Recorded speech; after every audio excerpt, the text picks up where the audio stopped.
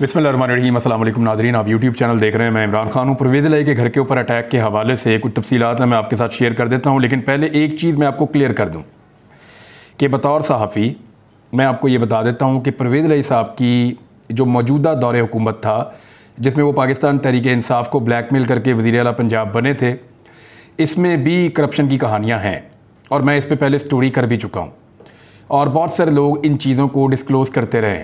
कुछ फ्रंटमैन थे जिनको गिरफ़्तार किया गया, कुछ सबूत भी हासिल किए गए थे और परवेज़ इलाही और मोनस इलाही साहब ने किक बैक्स मुबैना तौर पर मुख्तलिफ़ मनसूबों में हासिल की थी और ये ज़ुबान ज़द-ए-आम है। आप पाकिस्तान तहरीक-ए-इंसाफ़ के किसी भी वज़ीर को मिलें जो सूबाई वज़ीर हो, उससे आप पूछें, वो ऑफ द रिकॉर्ड आपको बताएगा कि किस किस तरीके से किन किन चीज़ों में मुदाखलत की गई थी, बल्कि बाकी वज़रा को किस तरीके से काम करने से रोका गया था, वो चीज़ें भी आपके सामने आ जाएंगी।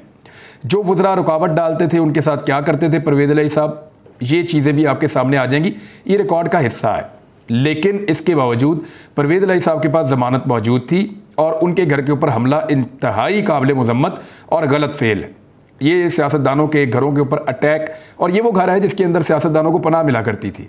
माजी के अंदर जो भी एहतजाज करने वाले सियासतदान थे उनको पनाह मिला करती थी इस घर के अंदर, और चौधरी ज़हूर इलाही की फ़ैमिली जो है वो इस हवाले से खासी मकबूल है कि वो सियासी रवादारी में अपना एक मुकाम रखते हैं। मैं अभी करप्शन को एक लम्हे के लिए एक साइड पे रख देता हूँ, और जो मुबैना करप्शन के इनके केसेस हैं या जो किक बैक्स हैं या जो लेन देन हैं, जिन वजूहात की बिना पर मोनस इलाही पाकिस्तान में नहीं आ रहे, जो चीज़ें जिनका इनको सामना करना पड़ रहा है बार बार, वो सारी चीज़ें ऐसी नहीं है कि आप उनको उठाएं और उठा के साइड पे फेंक दें। नहीं, मुमकिन नहीं है। उनके अंदर सदाकत भी मौजूद है और हक़ाइक़ भी हैं। अब उनका जवाब इनको देना अदालत के अंदर, इदारों के अंदर शामिल तफ्तीश होकर। लेकिन हुआ क्या कि इनको एस्टेब्लिशमेंट ने कहा कि आप जाकर पीडीएम के साथ इकट्ठे हो जाएं। अगर आप पीडीएम के पास चले जाएंगे तो फिर आपके ये केसेस बेमानी हो जाएंगे, जैसे बाकी सारी पॉलिटिकल पार्टीज़ के हो गए हैं। ये जो कुछ भी है इसके ऊपर हम बात ही नहीं करेंगे, केस सच्चे हैं झूठे हैं, जो भी है, ये जितना कुछ भी है इसके ऊपर कोई बात नहीं करेगा, आपकी मौजें ही मौजें।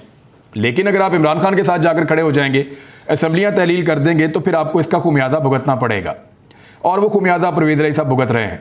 परवेज़ इलाही साहब ने एक मुश्किल रास्ता चुना है अपने बेटे के कहने पे, क्योंकि उन्हें पता है कि पाकिस्तान तहरीक-ए-इंसाफ़ का सियासी मुस्तकबिल है, पीडीएम का कोई सियासी मुस्तकबिल फौरी तौर पे दिखाई नहीं दे रहा। तो परवेज़ इलाही साहब ने एक बेहतर सियासी फैसला किया जिसकी वो कीमत चुका रहे हैं। अब उनके घर के ऊपर अटैक किया गया है। ज़रा जो इसहाक डार साहब हैं उन्होंने क्या कहा इसके बारे में, ये आपके लिए एक नई और अजीब चीज़ होगी। अब्दुल कादर ने इसको ट्वीट किया, वो शाह महमूद कुरैशी साहब का टेलीफोन आया है, रब्ता हुआ है इसहाक डार साहब के साथ। तो इसहाक डार साहब ने मुज़ाकराती टीम के जो सरबराह हैं शाह महमूद कुरैशी, उनसे रब्ता किया। इसहाक डार ने परवेज़ इलाही के घर पर हमले पर अफसोस और लाताल्लुकी का इजहार करते हुए कहा है कि हमले से वफाकी हुकूमत का कोई ताल्लुक नहीं है, ये कार्रवाई निगरान पंजाब हुकूमत की जानिब से की गई है, तहरीक-ए-इंसाफ़। अच्छा, यहाँ पे जो पंजाब में जो अहम तरीन लोग हैं, आईजी कह लें या ब्यूरोक्रेट सीनियर कह लें या पंजाब की निगरान हुकूमत, ये पाकिस्तान में मौजूद नहीं है। और मुझे लगता है कि ये क्योंकि प्लान था पहले से कि परवेज़ इलाही के घर पे हमला करके उनको निशाने इबरत बनाना है, या उनको ये बताना है कि अगर हमारी बात नहीं मानोगे तो इस किस्म का रद्द-ए-अमल भी आ सकता है, घर के दरवाजे भी टूट सकते हैं। तो ये मनाज़र परवेज़ इलाही को पॉलिटिकली सपोर्ट करेंगे।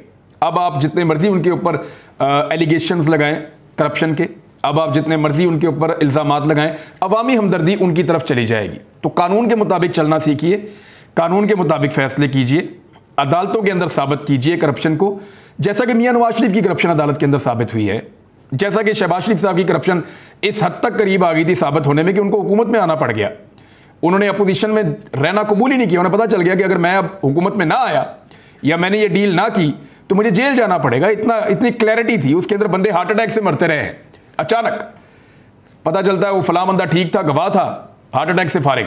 फलां बंदा था, उसके अकाउंट में इतने पैसे आए थे, हार्ट अटैक से फारिग। फलां ऑफिसर जो है वो तय तक पहुंच गया था केस की, हार्ट अटैक से फारिग। तो वो हार्ट अटैक का भी एक अजीबोगरीब सिलसिला पाकिस्तान में हमने चलता हुआ देखा है। बहरहाल परवेज़ इलाही साहब को हीरो बनाया गया है और वो हीरो बने हैं, लेकिन ये एक ज़्यादती है जो उनके साथ की गई है और उनकी फैमिली ने तमाशा देखा है, चौधरी शुजात हुसैन और उनके बच्चों ने। और मुझे लगता था कि आज शायद वो एक प्रेस कॉन्फ्रेंस करेंगे, एक शोर मचाएंगे, हुकूमत को कहेंगे कि ऐसा ना करो, लेकिन उन्होंने ऐसा नहीं किया।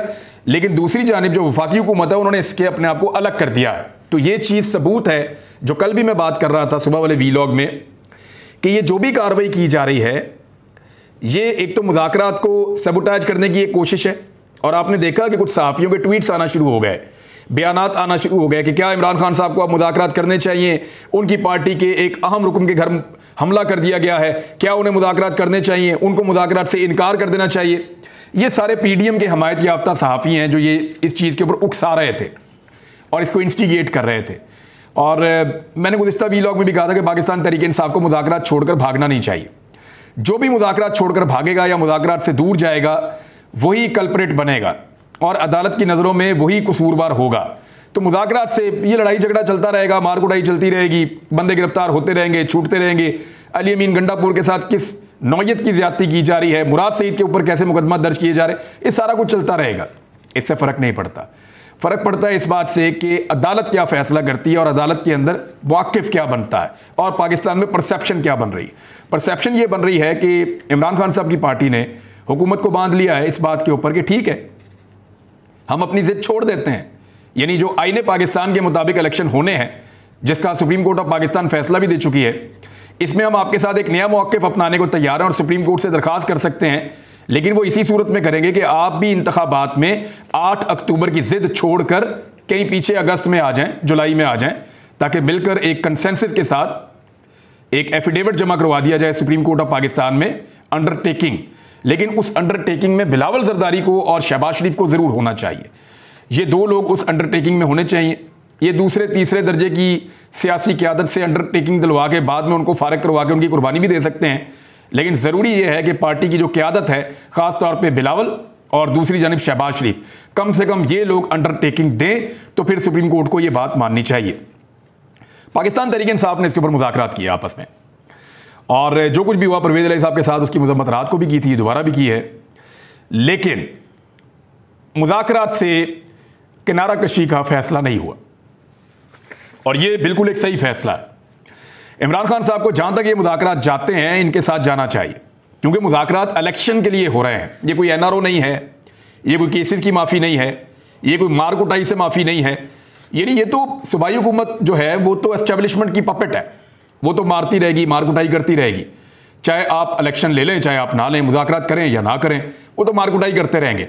तो ज़हनी तौर पे इस बात को तस्लीम किया जाए कि जब तक के पाकिस्तान में इलेक्शन नहीं हो जाते, जब तक ये निगरान हुकूमतें बैठी हुई हैं जो मोरे हैं एस्टेब्लिशमेंट के, ये मारते ही रहेंगे। चाहे आप मुज़ाकरात करें या ना करें, तो फिर मुज़ाकरात क्यों ना करें।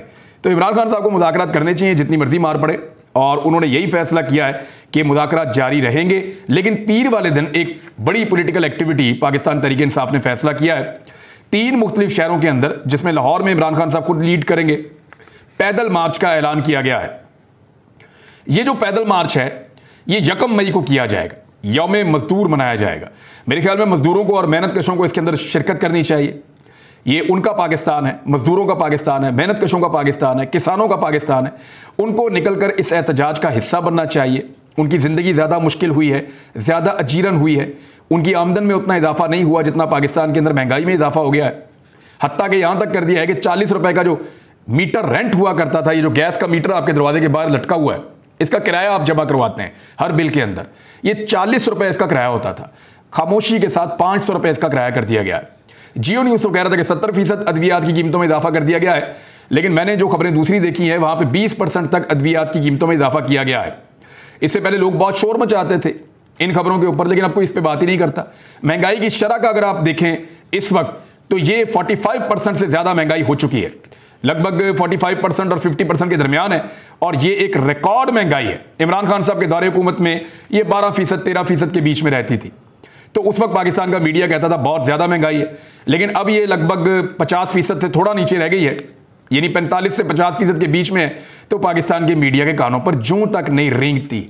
लिहाजा इनको जगाने के लिए, इनको झंझोड़ने के लिए पाकिस्तान के मेहनत कशों को, पाकिस्तान के मजदूरों को खुद मैदान में आना चाहिए और इस पैदल मार्च के अंदर हिस्सा लेना चाहिए। लाहौर में ये 1 मई को निकलेगा जी, लिबर्टी चौक से लेकर ये जाएगा और पहुंचेगा नासिर बाग तक। और मेरे ख्याल में ये पॉलिटिकल पार्टी का नहीं है, ये हर मेहनत कश का है, हर मजदूर का है। तमाम तबकात को इसके अंदर हिस्सा लेना चाहिए। मीडिया के जो मुलाजमीन हैं उनको भी जाना चाहिए, बाकी लोगों को भी जाना चाहिए। इसको एक पॉलिटिकल पार्टी के साथ जोड़ के ना देखें। ये यौम मजदूरा के ऊपर एक रैली है जो लाहौर में भी हो रही है, इस्लामाबाद में भी हो रही है, वहाँ पेशावर में भी हो रही है, तो मुख्तलिफ जगहों पर हो रही है। तो इसकी कवरेज जो है वो भी पाकिस्तान का सोशल मीडिया तो करेगा, रवायती मीडिया करे या ना करे वो उनकी मर्जी है। इमरान खान साहब के बारे में अमेरिका से भी खबर आई है, वो खबर मैं आपके साथ शेयर कर देता हूं। और खबर बड़ी सिंपल है। ये ब्रेट शर्मन है और ये अमेरिकन सेनेटर हैं। इन्होंने कुछ जुमले इमरान खान के बारे में बोले हैं। उन्होंने कहा कि अमरीकी ऐवान नुमाइंदगान के रुकन ब्रेट शर्मन ने कहा कि इमरान खान से बात करना हमारे लिए मुश्किल था, यानी अमेरिका के लिए इमरान खान से बात करना मुश्किल था, शहबाज शरीफ से बात करना आसान है। उन्होंने कहा कि अमेरिका अपने कलील मुद्दती दो तरफा खदशात के साथ नहीं बल्कि जमहूरी और इंसानी हकूक़ के अपने अज़म के साथ खड़ा है। उन्होंने कहा अमेरिका ये नहीं देखेगा कि मुख्तसर मुद्दत के लिए हमारे ताल्लुकात शहबाज शरीफ से फ़ायदा या इमरान खान से फ़ायदा है। हमें ये देखना चाहिए कि इंसानी हकूक़ और जमहूरियत वो वहाँ है या नहीं है।